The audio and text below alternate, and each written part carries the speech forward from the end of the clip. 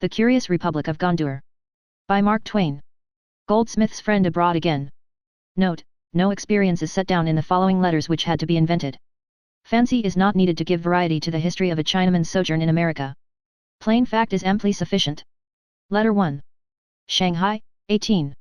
Dear Ching Fu, it is all settled, and I am to leave my oppressed and overburdened native land and cross the sea to that noble realm where all are free and all equal, and none reviled or abused, America. America, whose precious privilege it is to call herself the land of the free and the home of the brave. We and all that are about us here look over the waves longingly, contrasting the privations of this our birthplace with the opulent comfort of that happy refuge. We know how America has welcomed the Germans and the Frenchmen and the stricken and sorrowing Irish, and we know how she has given them bread and work and liberty and how grateful they are. And we know that America stands ready to welcome all other oppressed peoples and offer her abundance to all that come, without asking what their nationality is, or their creed or color. And, without being told it, we know that the foreign sufferers she has rescued from oppression and starvation are the most eager of her children to welcome us, because, having suffered themselves, they know what suffering is, and having been generously succored, they long to be generous to other unfortunates and thus show that magnanimity is not wasted upon them. Shanghai. Letter 2. At sea, 18. Dear Ching Fu, we are far away at sea now, on our way to the beautiful land of the free and home of the brave. We shall soon be where all men are alike, and where sorrow is not known. The good American who hired me to go to his country is to pay me $12 a month, which is immense wages, 20 times as much as one gets in China. My passage in the ship is a very large sum, indeed, it is a fortune, and this I must pay myself eventually, but I am allowed ample time to make it good to my employer he advancing it now. For a mere form, I have turned over my wife, my boy and my 2 daughters to my employer's partner for security for the payment of the ship fare.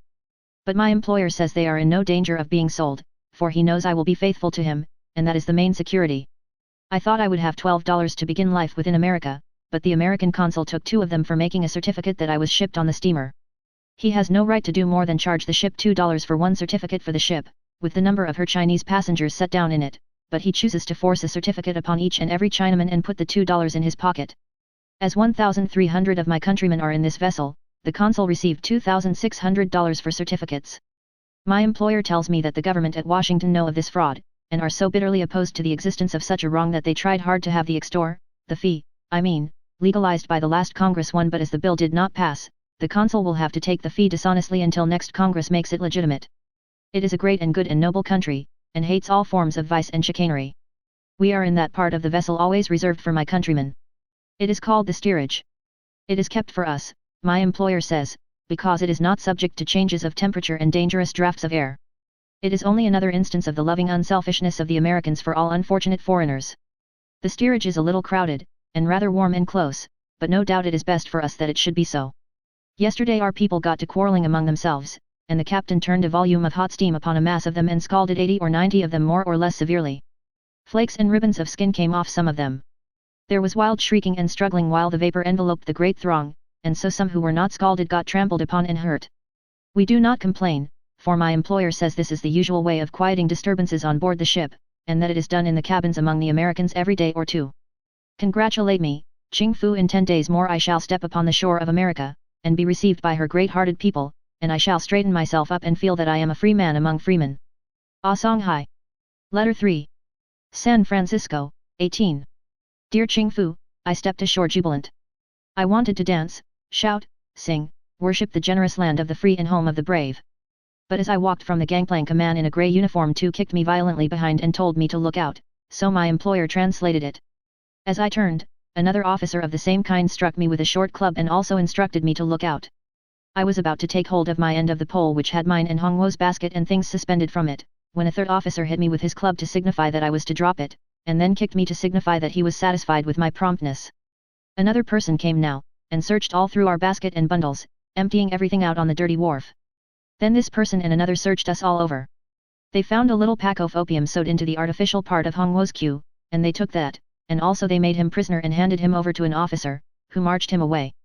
They took his luggage, too, because of his crime, and as our luggage was so mixed together that they could not tell mine from his, they took it all.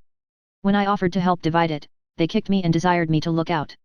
Having now no baggage and no companion, I told my employer that if he was willing, I would walk about a little and see the city and the people until he needed me. I did not like to seem disappointed with my reception in the good land of refuge for the oppressed, and so I looked and spoke as cheerily as I could. But he said, wait a minute, I must be vaccinated to prevent my taking the smallpox. I smiled and said I had already had the smallpox, as he could see by the marks, and so I need not wait to be vaccinated, as he called it. But he said it was the law, and I must be vaccinated anyhow. The doctor would never let me pass, for the law obliged him to vaccinate all Chinamen and charge them $10 apiece for it, and I might be sure that no doctor who would be the servant of that law would let a fee slip through his fingers to accommodate any absurd fool who had seen fit to have the disease in some other country. And presently the doctor came and did his work and took my last penny, my $10, which were the hard savings of nearly a year and a half of labor and privation. Ah, if the lawmakers had only known there were plenty of doctors in the city glad of a chance to vaccinate people for $1 or $2, they would never have put the price up so high against a poor friendless Irish, or Italian, or Chinese pauper fleeing to the good land to escape hunger and hard times. Ah Songhai. Letter 4. San Francisco, 18. Dear Ching Fu, I have been here about a month now, and am learning a little of the language every day. My employer was disappointed in the matter of hiring us out to service to the plantations in the far eastern portion of this continent. His enterprise was a failure, and so he set us all free, merely taking measures to secure to himself the repayment of the passage money which he paid for us.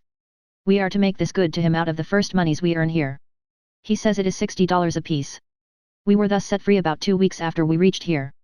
We had been massed together in some small houses up to that time, waiting. I walked forth to seek my fortune. I was to begin life a stranger in a strange land, without a friend, or a penny, or any clothes but those I had on my back. I had not any advantage on my side in the world, not one, except good health and the lack of any necessity to waste any time or anxiety on the watching of my baggage. No, I forget. I reflected that I had one prodigious advantage over paupers in other lands, I was in America. I was in the heaven-provided refuge of the oppressed and the forsaken. Just as that comforting thought passed through my mind, some young men set a fierce dog on me. I tried to defend myself, but could do nothing. I retreated to the recess of a closed doorway, and there the dog had me at his mercy, flying at my throat and face or any part of my body that presented itself. I shrieked for help, but the young men only jeered and laughed. 2 men in grey uniforms, policeman is their official title, looked on for a minute and then walked leisurely away. But a man stopped them and brought them back and told them it was a shame to leave me in such distress. Then the 2 policemen beat off the dog with small clubs, and a comfort it was to be rid of him, though I was just rags and blood from head to foot. The man who brought the policeman asked the young men why they abused me in that way, and they said they didn't want any of his meddling. And they said to him, "This Ching devil comes till America to take the bread out o' decent intelligent white men's mouths, and when they try to defend their rights there's a deal o' fuss made about it."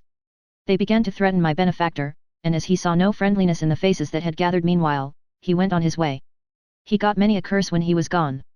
The policeman now told me I was under arrest and must go with them. I asked one of them what wrong I had done to anyone that I should be arrested, and he only struck me with his club and ordered me to hold my yap.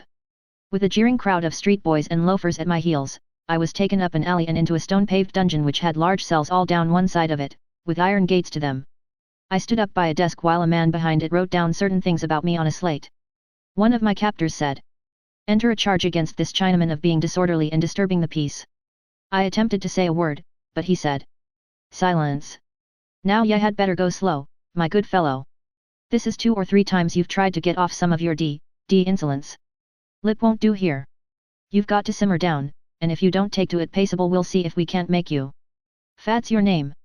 Ah Songhai. Alias what?" I said I did not understand, and he said what he wanted was my true name, for he guessed I picked up this one since I stole my last chickens. They all laughed loudly at that. Then they searched me. They found nothing, of course. They seemed very angry and asked who I supposed would go my bail or pay my fine. When they explained these things to me, I said I had done nobody any harm, and why should I need to have bail or pay a fine? Both of them kicked me and warned me that I would find it to my advantage to try and be as civil as convenient. I protested that I had not meant anything disrespectful. Then one of them took me to one side and said, "Now look here, Johnny, it's no use you playing softly with us. We main business, ye know, and the sooner ye put us on the scent of AV, the easier ye'll save yourself from a deal of trouble. Ye can't get out o' this for any less. Who's your friends?" I told him I had not a single friend in all the land of America, and that I was far from home and help, and very poor. And I begged him to let me go. He gathered the slack of my blouse collar in his grip and jerked and shoved and hauled at me across the dungeon, and then unlocking an iron cell gate thrust me in with a kick and said, "Rot there, ye fern spawn, till ye learn that there's no room in America for the likes of ye or your nation." Ah Songhai. Letter 5. San Francisco, 18. Dear Ching Fu, you will remember that I had just been thrust violently into a cell in the city prison when I wrote last. I stumbled and fell on someone. I got a blow and a curse, and on top of these a kick or two and a shove.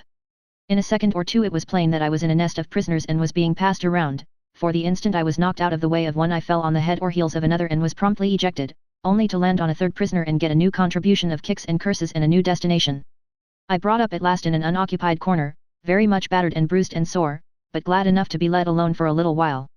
I was on the flagstones, for there was no furniture in the den except a long, broad board, or combination of boards, like a barn door, and this bed was accommodating 5 or 6 persons, and that was its full capacity. They lay stretched side by side, snoring, when not fighting. One end of the board was 4 inches higher than the other, and so the slant answered for a pillow.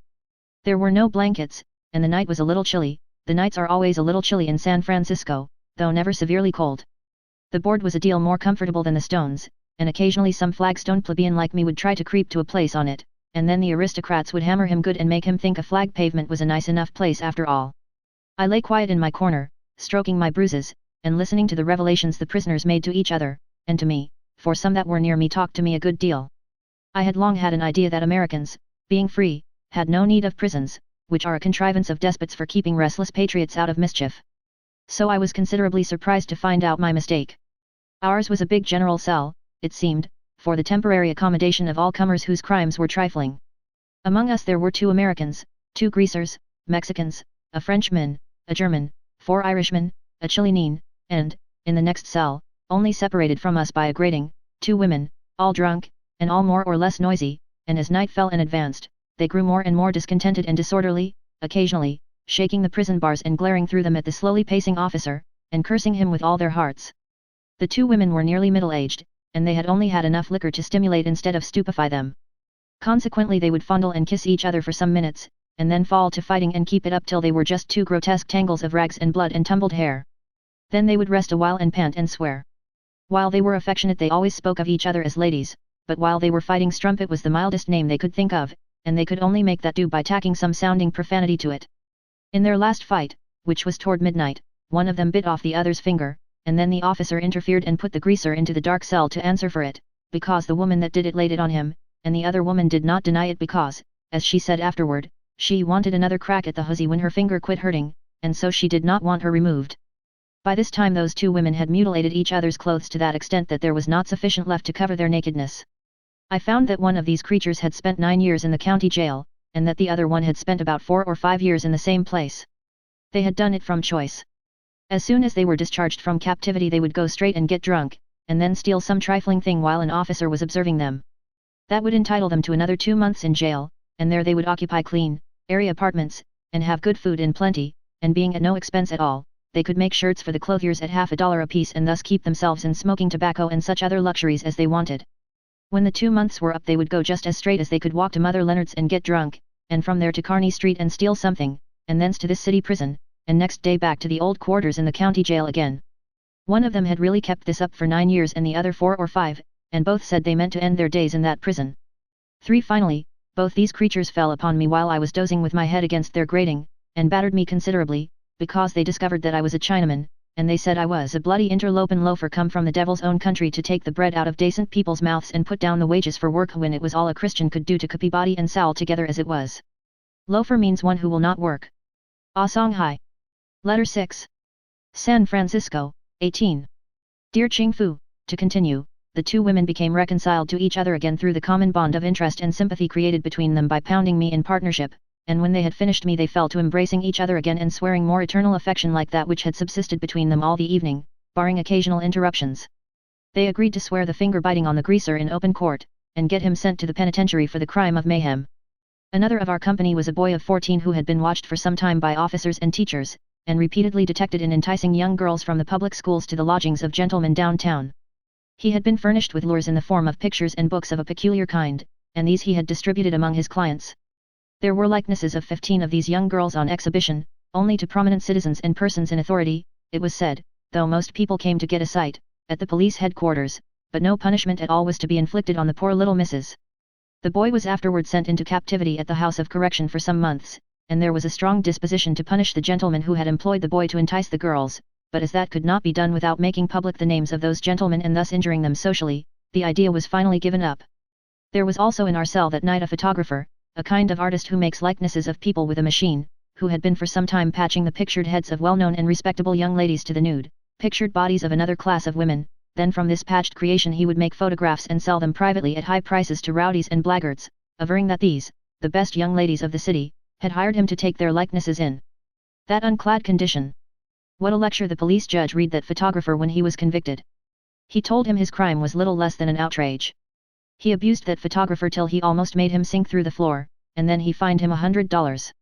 And he told him he might consider himself lucky that he didn't fine him $125. They are awfully severe on crime here. About 2 or 2.5 hours after midnight, of that first experience of mine in the city prison, such of us as were dozing were awakened by a noise of beating and dragging and groaning, and in a little while a man was pushed into our den with a there, d.n.u., soak there a spell, and then the gate was closed and the officers went away again. The man who was thrust among us fell limp and helpless by the grating, but as nobody could reach him with a kick without the trouble of hitching along toward him or getting fairly up to deliver it, our people only grumbled at him, and cursed him, and called him insulting names, for misery and hardship do not make their victims gentle or charitable toward each other. But as he neither tried humbly to conciliate our people nor swore back at them, his unnatural conduct created surprise, and several of the party crawled to him where he lay in the dim light that came through the grating, and examined into his case. His head was very bloody and his wits were gone. After about an hour, he sat up and stared around, then his eyes grew more natural and he began to tell how that he was going along with a bag on his shoulder and a brace of policemen ordered him to stop, which he did not do, was chased and caught, beaten ferociously about the head on the way to the prison and after arrival there, and finally thrown into our den like a dog. And in a few seconds he sank down again and grew flighty of speech. One of our people was at last penetrated with something vaguely akin to compassion, maybe, for he looked out through the gratings at the guardian officer, pacing to and fro, and said, "Say, Mickey, this shrimp's going to die." "Stop your noise," was all the answer he got. But presently our man tried it again. He drew himself to the gratings, grasping them with his hands, and looking out through them, sat waiting till the officer was passing once more, and then said, "Sweetness, you'd better mind your eye, now, because you beats have killed this cuss. You've busted his head and he'll pass in his checks before sun up. You better go for a doctor, now, you bet you had." The officer delivered a sudden rap on our man's knuckles with his club, that sent him scampering and howling among the sleeping forms on the flagstones, and an answering burst of laughter came from the half-dozen policemen idling about the railed desk in the middle of the dungeon. But there was a putting of heads together out there presently, and a conversing in low voices, which seemed to show that our man's talk had made an impression, and presently an officer went away in a hurry, and shortly came back with a person who entered our cell and felt the bruised man's pulse and through the glare of a lantern on his drawn face, striped with blood, and his glassy eyes, fixed and vacant. The doctor examined the man's broken head also, and presently said, "If you'd called me an hour ago I might have saved this man, may be too late now." Then he walked out into the dungeon and the officers surrounded him, and they kept up a low and earnest buzzing of conversation for 15 minutes, I should think, and then the doctor took his departure from the prison. Several of the officers now came in and worked a little with the wounded man, but toward daylight he died. It was the longest night. And when the daylight came filtering reluctantly into the dungeon at last, it was the greyest, dreariest, saddest daylight. And yet, when an officer by and by turned off the sickly yellow gas flame, and immediately the grey of dawn became fresh and white, there was a lifting of my spirits that acknowledged and believed that the night was gone, and straightway I fell to stretching my sore limbs, and looking about me with a grateful sense of relief and a returning interest in life. About me lay the evidences that what seemed now a feverish dream and a nightmare was the memory of a reality instead. For on the boards lay 4 frowsy, ragged, bearded vagabonds, snoring, one turned end for end and resting an unclean foot, in a ruined stocking, on the hairy breast of a neighbor. The young boy was uneasy, and lay moaning in his sleep. Other forms lay half revealed and half concealed about the floor. In the furthest corner the grey light fell upon a sheet whose elevations and depressions indicated the places of the dead man's face and feet and folded hands, and through the dividing bars one could discern the almost nude forms of the 2 exiles from the county jail twined together in a drunken embrace, and sodden with sleep. By and by all the animals in all the cages awoke, and stretched themselves, and exchanged a few cuffs and curses, and then began to clamour for breakfast. Breakfast was brought in at last, bread and beef steak on tin plates, and black coffee in tin cups, and no grabbing allowed. And after several dreary hours of waiting, after this, we were all marched out into the dungeon and joined there by all manner of vagrants and vagabonds, of all shades and colours and nationalities, from the other cells and cages of the place, and pretty soon our whole menagerie was marched upstairs and locked fast behind a high railing in a dirty room with a dirty audience in it. And this audience stared at us, and at a man seated on high behind what they call a pulpit in this country, and at some clerks and other officials seated below him, and waited. This was the police court. The court opened. Pretty soon I was compelled to notice that a culprit's nationality made for or against him in this court. Overwhelming proofs were necessary to convict an Irishman of crime, and even then his punishment amounted to little. Frenchmen, Spaniards, and Italians had strict and unprejudiced justice meted out to them, in exact accordance with the evidence. Negroes were promptly punished, when there was the slightest preponderance of testimony against them, but Chinamen were punished always, apparently. Now this gave me some uneasiness, I confess. I knew that this state of things must of necessity be accidental, because in this country all men were free and equal, and one person could not take to himself an advantage not accorded to all other individuals. I knew that, and yet in spite of it I was uneasy. And I grew still more uneasy, when I found that any succored and befriended refugee from Ireland or elsewhere could stand up before that judge and swear away the life or liberty or character of a refugee from China, but that by the law of the land the Chinaman could not testify against the Irishman. I was really and truly uneasy, but still my faith in the universal liberty that America accords and defends, and my deep veneration for the land that offered all distressed outcasts a home and protection, was strong within me, and I said to myself that it would all come out right yet. Shanghai. Letter 7. San Francisco, 18. Dear Ching Fu, I was glad enough when my case came up. An hour's experience had made me as tired of the police court as of the dungeon. I was not uneasy about the result of the trial, but on the contrary felt that as soon as the large auditory of Americans present should hear how that the rowdies had set the dogs on me when I was going peacefully along the street, and how, when I was all torn and bleeding, the officers arrested me and put me in jail and let the rowdies go free, the gallant hatred of oppression which is part of the very flesh and blood of every American would be stirred to its utmost, and I should be instantly set at liberty. In truth I began to fear for the other side. There in full view stood the ruffians who had misused me, and I began to fear that in the first burst of generous anger occasioned by the revealment of what they had done, they might be harshly handled, and possibly even banished the country as having dishonored her and being no longer worthy to remain upon her sacred soil. The official interpreter of the court asked my name, and then spoke it aloud so that all could hear. Supposing that all was now ready, I cleared my throat and began, in Chinese, because of my imperfect English. Hear, O high and mighty Mandarin, and believe. As I went about my peaceful business in the street, behold certain men set a dog on me, and silence. It was the judge that spoke. The interpreter whispered to me that I must keep perfectly still. He said that no statement would be received from me, I must only talk through my lawyer. I had no lawyer. In the early morning a police court lawyer, termed, in the higher circles of society, a shyster, had come into our den in the prison and offered his services to me, but I had been obliged to go without them because I could not pay in advance or give security. I told the interpreter how the matter stood. He said I must take my chances on the witnesses then. I glanced around, and my failing confidence revived. Call those 4 Chinamen yonder, I said. They saw it all. I remember their faces perfectly. They will prove that the white men set the dog on me when I was not harming them. That won't work, said he. In this country white men can testify against Chinamen all they want to, but Chinamen ain't allowed to testify against white men. What a chill went through me. And then I felt the indignant blood rise to my cheek at this libel upon the home of the oppressed, where all men are free and equal, perfectly free and perfectly equal. I despised this Chinese-speaking Spaniard for his mean slander of the land that was sheltering and feeding him. I sorely wanted to sear his eyes with that sentence from the great and good American Declaration of Independence which we have copied in letters of gold in China and keep hung up over our family altars and in our temples, I mean the one about all men being created free and equal. But woe is me, Ching Fu, the man was right. He was right, after all. There were my witnesses, but I could not use them. But now came a new hope.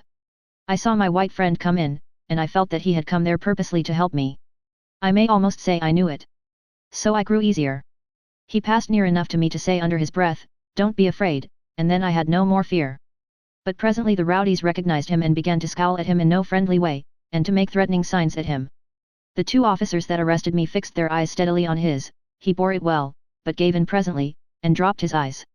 They still gazed at his eyebrows, and every time he raised his eyes he encountered their winkless stare, until after a minute or 2 he ceased to lift his head at all. The judge had been giving some instructions privately to someone for a little while, but now he was ready to resume business. Then the trial so unspeakably important to me, and freighted with such prodigious consequence to my wife and children, began, progressed, ended, was recorded in the books, noted down by the newspaper reporters, and forgotten by everybody but me, all in the little space of 2 minutes. Shanghai, Chinaman. Officers O'Flanagan and O'Flaherty, witnesses. Come forward, Officer O'Flanagan. Officer, he was making a disturbance in Kearny Street. Judge, any witnesses on the other side? No response. The white friend raised his eyes, encountered Officer O'Flaherty's, blushed a little, got up and left the courtroom, avoiding all glances and not taking his own from the floor. Judge, give him $5 or 10 days. In my desolation there was a glad surprise in the words, but it passed away when I found that he only meant that I was to be fined $5 or imprisoned 10 days longer in default of it. There were 12 or 15 Chinamen in our crowd of prisoners, charged with all manner of little thefts and misdemeanors, and their cases were quickly disposed of, as a general thing. When the charge came from a policeman or other white man, he made his statement and that was the end of it, unless the Chinaman's lawyer could find some white person to testify in his client's behalf, for, neither the accused Chinaman nor his countrymen being allowed to say anything, the statement of the officers or other white person was amply sufficient to convict. So, as I said, the Chinamen's cases were quickly disposed of, and fines and imprisonment promptly distributed among them. In one or two of the cases the charges against Chinamen were brought by Chinamen themselves, and in those cases Chinamen testified against Chinamen, through the interpreter, but the fixed rule of the court being that the preponderance of testimony in such cases should determine the prisoner's guilt or innocence, and there being nothing very binding about an oath administered to the lower orders of our people without the ancient solemnity of cutting off a chicken's head and burning some yellow paper at the same time, the interested parties naturally drum up a cloud of witnesses who are cheerfully willing to give evidence without ever knowing anything about the matter in hand. The judge has a custom of rattling through with as much of this testimony as his patience will stand, and then shutting off the rest and striking an average. By noon all the business of the court was finished, and then several of us who had not fared well were remanded to prison. The judge went home, the lawyers and officers and spectators departed their several ways, and left the uncomely courtroom to silence, solitude, and Stiggers, the newspaper reporter, which latter would now write up his items, said an ancient Chinaman to me, in the which he would praise all the policemen indiscriminately and abuse the Chinamen and dead people. Ah Song Hai.